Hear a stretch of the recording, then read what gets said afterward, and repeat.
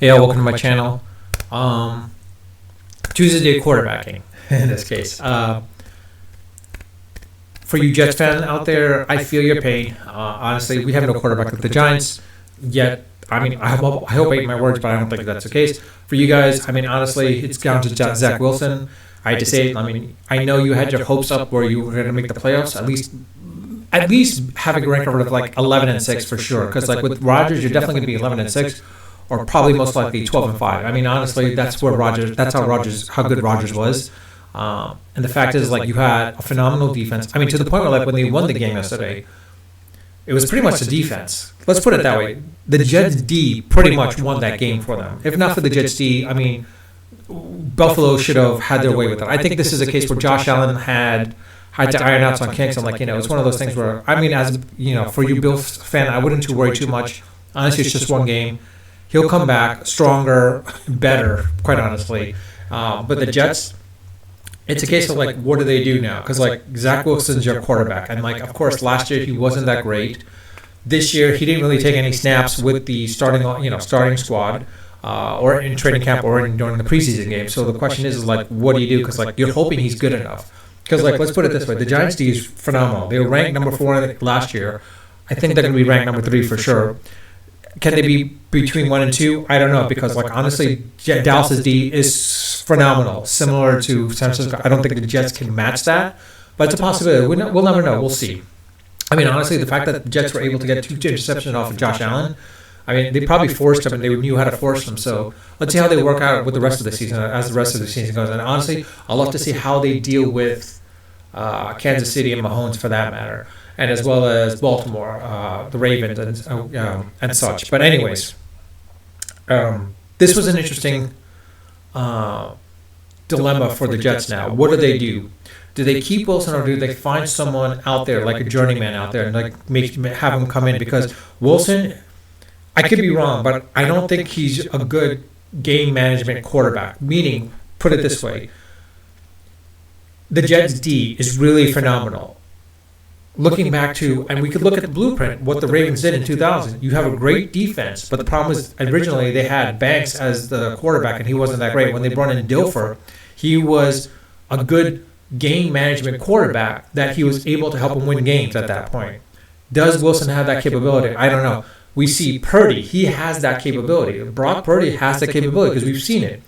Dallas's D is really good enough to the point where, like, all Brock Purdy has to do is game manage and make sure that, they score a couple of touchdowns here and there. Because put it this way, if Zach Wilson, that touchdown, by far, that should have been an interception. If not for the wide receiver pulling in the play, or 2, that at least for sure the pass should have been an incomplete. But for sure, it was most likely an interception the way he threw it.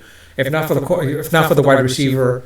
I forgot the wide receiver's name now. It's escaping my head. But the fact that he tipped it towards himself, basically, that's why they won. That was purely by luck at that point, honestly. I think the Jets need some more help on the running game a little bit, but their offensive line is decent enough. Their defense, of course, is good. So the question is Zach Wilson a good game manager? Because if he can minimize his turnovers, then the Jets should be reasonably decent this year. But the problem is, looking based on past games, as Zach Wilson has played, they're probably going to be another draft year. It's going to be another draft year. And the sad part is, the Jets, it was going to be a second-round draft pick to Green Bay, but that's assuming that if Rodgers would play 65% of his games, the fact that he's going to be out the rest of the season, it means basically, like, Green Bay is going to get their first-round draft pick, and chances are it's probably going to be with one of the top 7 draft picks, depending on how the Jets play this year.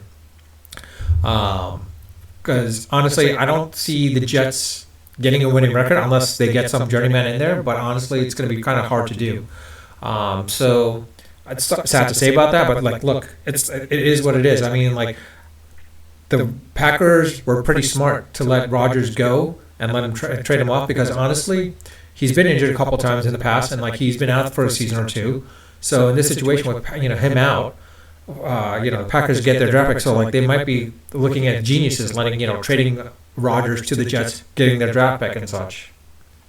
So honestly, as a Giants fan, I'm not too disappointed per se in this, because like as a Giants fan, if the Jets were going to be doing much better than the Giants, I did not want to see the Jets fans coming at me. But in reality, I do feel their pain, because honestly, Daniel Jones, not a great quarterback. I would love the Giants to tank, but that's not happening. The Giants, even if they tank the season, I don't think there's a generational quarterback out there in this upcoming draft class. Honestly, maybe decent enough, but not a generational once in a lifetime generational quarterback like a Tom Brady, or like more specifically Peyton Manning. I don't see that happening. Or John Elway, or Joe Montana, or Dan Marino, or in this case Patrick Mahomes for that matter as well too. But we'll see how Patrick Mahomes lasts for the next 5 years after this. But in reality, like I said, it's one of those things where like I don't see that happening with the Giants. So we'll see. But in any case, the Jets, I hate to say this, but like, it's one of those things where you might need to get another. If you could get a good quarterback coach in place for Zach Wilson, like bringing in Tom Brady to be your quarterback coach, you might be able to help him out, maybe. I don't know, and trade him off a little bit. Because honestly, Tom Brady, I think he wants to get into coaching. He's not going to be your offensive coordinator just yet, but in reality, or even Drew Brees for that matter. If they can pull in a Drew Brees, it's like, hey, we want you to be a quarterback coach. Can you come in and coach Zach Wilson?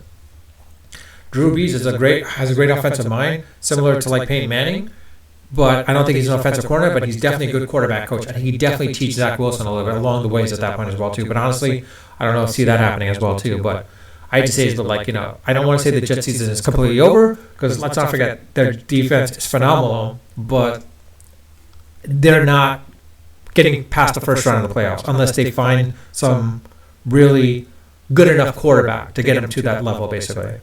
I don't think that's Zach Wilson, to be quite honest. But with that, I'll leave it at that. Let me know your thoughts. Do you think the Jets make the playoffs this year? Do you think Zach Wilson is good enough to get them into the playoffs? Or do you think they find a journeyman? And what journeyman or what quarterback should they bring in to help out with the Jets at this point? And please don't say Colin Kaepernick, because honestly, he's been out of the game for so long, that's not happening.